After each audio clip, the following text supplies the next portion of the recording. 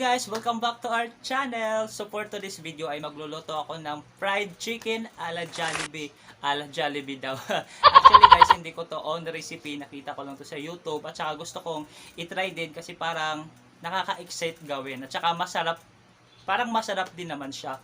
Pero bago yan, sa mga hindi pa po nakasubscribe dyan, baka pwedeng papindot mo na yung kulay pula sa baba. At saka pakiclick na rin po guys yung notification bell para kung meron muna akong mga bagong video is ma-update po kayo.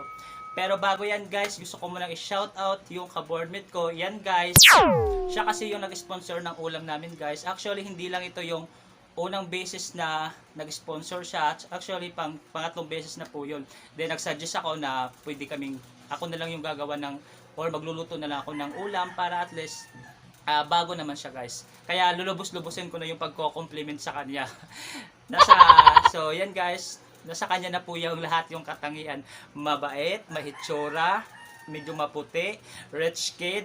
Kaso nga lang guys, walang jowa. Kaya sa mga viewers ko dyan na walang jowa, pwede kayong mag-comment sa baba. Then, i-recommend ko po kayo. Para nag-advertise lang din. Then sa mga gusto guys na magpa-shoutout, mag-leave lang kayo ng comment. Then, isi-shoutout ko kayo one by one for my next vlog. So ngayon guys, ayoko nang patagalin pa. Tara, simulan na natin.